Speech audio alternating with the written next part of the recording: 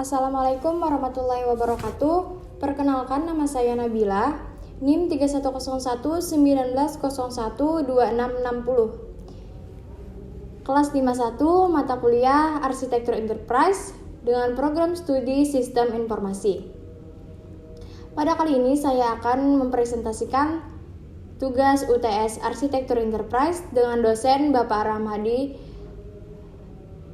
SEMKOM untuk menyelesaikan tugas UTS Arsitektur Enterprise yang berjudul Pengantar Arsitektur Enterprise.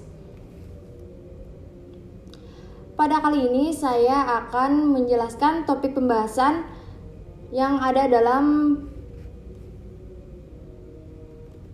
Pengantar Arsitektur Enterprise. Untuk topik pembahasan ada konsep arsitektur enterprise, proses arsitektur, faktor pendorong arsitektur enterprise, metode dan framework arsitektur enterprise, dan juga arsitektur berorientasi layanan. Dalam praktek bisnis saat ini, pendekatan integrasi antara bisnis dan TI menjadi penting. Hal ini berdampak pada perencanaan ulangan arsitektur organisasi, proses bisnis dan aplikasi TI dan infrastruktur teknis. Untuk konsep arsitektur enterprise, arsitektur diperlukan untuk mengelola kompleksitas organisasi atau sistem yang sangat besar, untuk menciptakan gambaran struktur organisasi, proses bisnisnya, dukungan aplikasi, dan infrastruktur teknis. Kita perlu menjelaskan aspek dalam domain yang berbeda, serta hubungannya. Arsitektur, konsep dasar sebuah sistem dalam lingkungannya terletak pada elemen-elemennya, hubungannya, serta prinsip dari rancangan dan evaluasinya. Stakeholder, seorang individu, kelompok, atau organisasi yang memiliki kepentingan ataupun ketertarikan dalam atau pertimbangan terhadap sebuah sistem. Seorang arsitek perlu untuk mendiskusikan arsitektur dengan para stakeholder dan harus dapat menjelaskan arsitektur serta dampaknya pada semua stakeholder yang terlibat, yang biasanya memiliki latar belakang berbeda-beda. Arsitektur enterprise. Munculnya disiplin ilmu enterprise engineering memandang enterprise sebagai satu kesatuan sistem yang dirancang dengan tujuan tertentu yang dapat diadaptasi dan dirancang ulang secara sistematis dan terkendali. Sebuah enterprise dalam konteks ini dapat didefinisikan sebagai berikut. The Open Group 2011.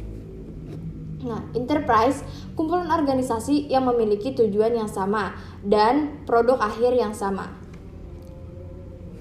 Arsitektur pada level keseluruhan organisasi biasa disebut sebagai enterprise arsitektur yang dapat didefinisikan sebagai berikut.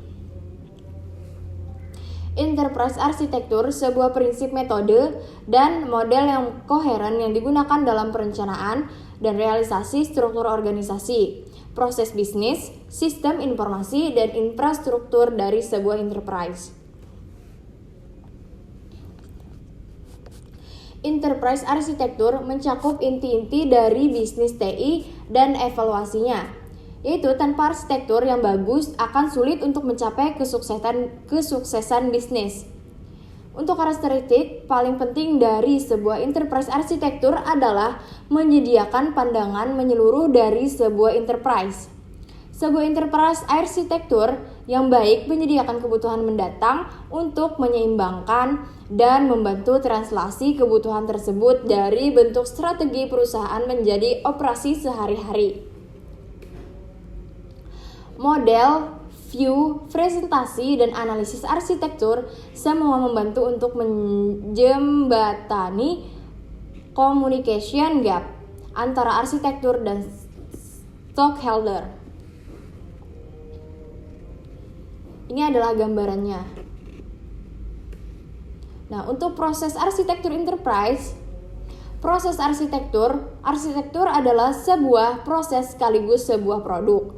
Produk berfungsi untuk memandu manajer dalam merancang proses bisnis dan sistem developers dalam membangun aplikasi agar dapat agar tetap sejalan dengan tujuan dan kebijakan bisnis.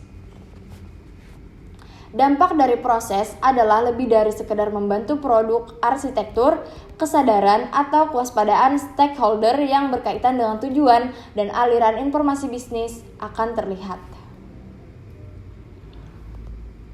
Proses arsitektur terdiri dari langkah-langkah yang membawa ide awal melalui tahapan perencanaan dan implementasi menjadi sebuah sistem yang operasional dan akhirnya mengubah serta menggantikan sistem ini. Dalam sebuah tahapan proses arsitektur, komunikasi yang jelas dengan antara stakeholder menjadi penting.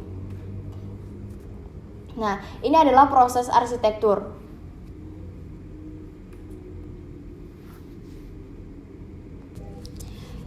Terlepas dengan proses arsitektur enterprise, sekarang kita akan membahas tentang faktor pendorong arsitektur enterprise. Nah, untuk faktor enterprise yaitu ada faktor internal. Penyesuaian bisnis TI dianggap sebagai instrumen penting untuk mewujudkan aktivitas organisasi.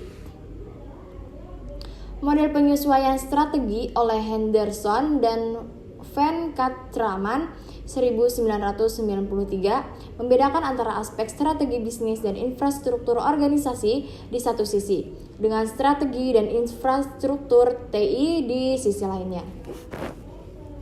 Model ini menyediakan 4 sudut pandang dominan yang digunakan untuk mengatasi penyesuaian antar aspek-aspek tersebut. Nah, ini adalah proses strategi alignment model menurut Henderson dan Van Catraman 1993. Enterprise arsitektur diposisikan dalam konteks pengelolaan enterprise. Pada bagian puncak, misi dari enterprise adalah mengapa ada. Visi mengatakan gambaran masa depan dan nilai-nilai yang dipandang teguh. Berikutnya adalah strategi. Strategi yang menyatakan jalur yang ditempuh enterprise untuk mencapai misi dan visinya, yaitu ditranslasikan ke dalam tujuan konkret yang memberi arah dan menjadi penanda dalam mengeksekusi strategi. Menginternalisasikan tujuan INT menjadi perubahan konkret sehingga ke operasi sehari-hari perusahaan adalah apa yang dilakukan oleh enterprise arsitektur, yaitu menyediakan sudut pandang holistik dari operasi saat ini dan saat nanti, serta aksi yang harus dilakukan untuk mencapai tujuan perusahaan. Arsitektur dipandang sebagai heart dari perusahaan, sementara bagian soft-nya adalah kultur yang dibentuk oleh orang-orang dan kepemimpinan. Dianggap sama pentingnya atau lebih penting untuk mencapai tujuan perusahaan. Bagian akhirnya di paling bawah adalah operasi harian dari enterprise yang dikenal dari atas, yang dikendalikan dari atas. Adalah instrumen strategis dalam memandu organisasi menjalani arah pengembangan yang terencana. Enterprise yang sukses menjalankan operating model dengan pemilihan yang jelas pada level integrasi dan standarisasi proses bisnis di seluruh enterprise. Peran enterprise arsitektur sebagai pengorganisasian logis dari proses bisnis dan infrastruktur TI harus mencerminkan kebutuhan integrasi dan standarisasi dari operating model. Untuk faktor eksternal, framework pengatur penuntut agar perusahaan dan institusi pemerintah dapat membuktikan bahwa mereka memiliki pandangan yang jelas terhadap operasi mereka dan bahwa mereka telah memenuhi hukum yang berlaku. Di USA, Schlinger, Cohen, Ashit 1996 juga dikenal sebagai Information Technology Management Reform Ashit, menuntut bahwa semua biro pemerintah harus memiliki sebuah IT arsitektur. Framework lain, Basel II 2004, didukung oleh gubernur bank sentral dan pemimpin dan pemimpin otoritas pengawas perbankan negara-negara Group of 10 atau G10. Penempatan kebutuhan pada organisasi pengembang untuk memperhatikan financial risk management untuk mendorong stabilitas di dunia keuangan. US asid lainnya, The Sarbanes-Oxley Acid 2002 dikenal sebagai Public Company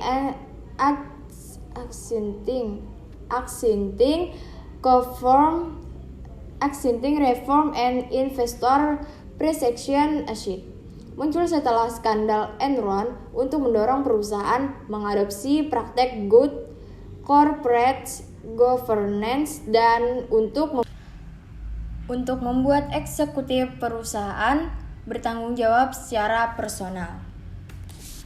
Nah, dan untuk metode dan framework arsitektur enterprise adalah sebuah metode arsitektur, sebuah kumpulan terstruktur dari teknik dan langkah-langkah proses untuk membuat dan memelihara sebuah enterprise arsitektur. Metode biasanya menjelaskan berbagai tahapan dari sebuah siklus hidup arsitektur. Apa yang harus dilakukan pada setiap tahapan dan bagaimana diverifikasi atau diuji. Contoh, Arsitektur Development Method atau ADM dari TOGAF dikembangkan oleh The Open Group menyediakan tahapan detail dan jelas untuk mengembangkan sebuah IT arsitektur. Versi terakhir, TOGAF memberikan framework dan metode pengembangan untuk mengembangkan enterprise arsitektur. Untuk standar IEEE 1471 sampai 2000, ISO IEC 42010, IEEE Computer Security menyetujui standar IEEE 1471 sampai 2000, IEEE Computer Society 2000 yang mengembangkan sebuah dasar teoritis yang kuat untuk definisi, analisis, dan deskripsi dari sistem arsitektur. Fokus utamanya pada sistem yang bersifat software intensif, seperti sistem informasi, sistem embedded, dan sistem komputif dalam konteks komputasi. Menurut Zahman Framework, tahun 1987,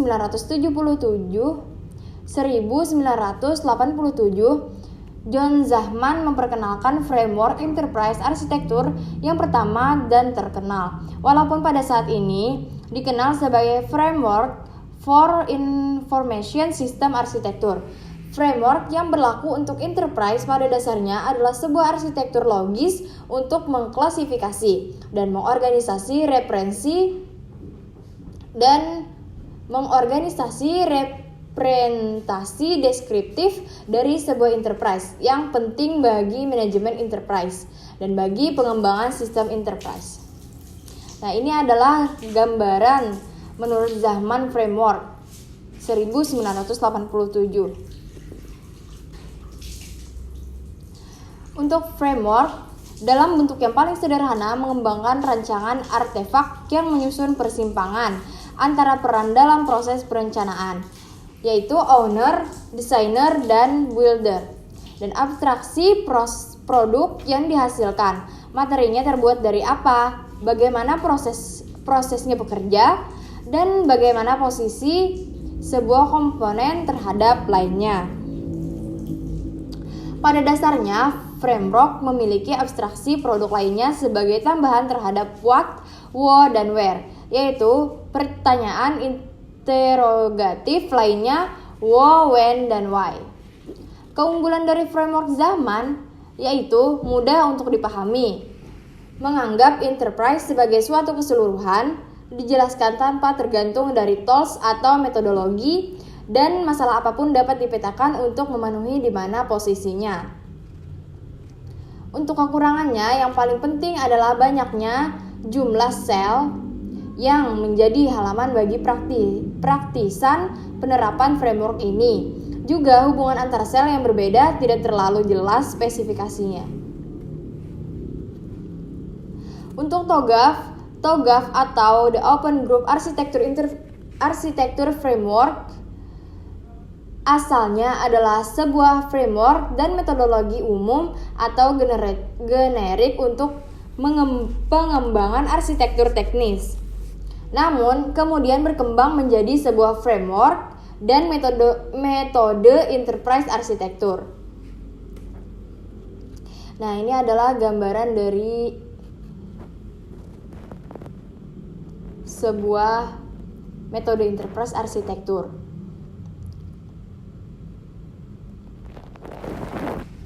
TOGAF memiliki komponen utama sebagai berikut, yaitu arsitektur capability framework yang berurusan dengan organisasi, proses, skill, peran, dan tanggung jawab yang diperlukan untuk memulai dan mengoperasikan fungsi arsitektur dalam enterprise. Dan untuk arsitektur development method atau ADM yang menyediakan way of working bagi arsitektur dan dianggap sebagai inti dari TOGAF. Arsitektur contents framework yang mempertimbangkan keseluruhan enterprise arsitektur yang tersusun atas 4 arsitektur yang paling berkaitan, yaitu business arsitektur, data arsitektur, application arsitektur, dan teknologi IT arsitektur. Enterprise continuum yang berisi berbagai model referensi seperti technical referensi model, The Open Group Standards Information Base atau SIB, dan The Building Block Information Base BBIB. Selanjutnya, untuk arsitektur berorientasi layanan, munculnya pemikiran komputasi service oriented SOC dan teknologi web service pada khususnya telah membangkitkan besarnya minat terhadap service oriented arsitektur atau SOA. SOA adalah sebuah cara untuk mencapai interoperabilitas antara komponen software yang terdistribusi dan heterogen atau sebuah platform untuk komputasi terdistribusi. SOA menggambarkan sebuah set prinsip perancangan yang memungkinkan unit fungsional untuk disediakan dan digunakan sebagai layanan atau service. Ini adalah gambarannya. Literatur arsitektur SOA merekomendasikan sebuah tipologi komponen di mana komponen dibagi strukturnya ke dalam level. Level logikal berdasarkan kestabilan menjadi aturan dasar dependensi. Sebuah komponen tidak dapat menggunakan komponen level di atasnya yang lebih tinggi. Interaktion komponen-komponen yang mengelola dialog antara sistem dengan aktor eksternal. Khususnya mereka mengatur graphical user interface dan menjaga user session. Proses komponen-komponen yang mengatur otomasi proses bisnis, urutan kerja, koneksi ke service, manajemen event. Ini adalah area BPM dengan teknik dan tools khusus, bahasa deskripsi atau supervisi. Function komponen yang memainkan peran perantara antara komponen proses dan komponen entity dengan mengatur beberapa proses bisnis tertentu.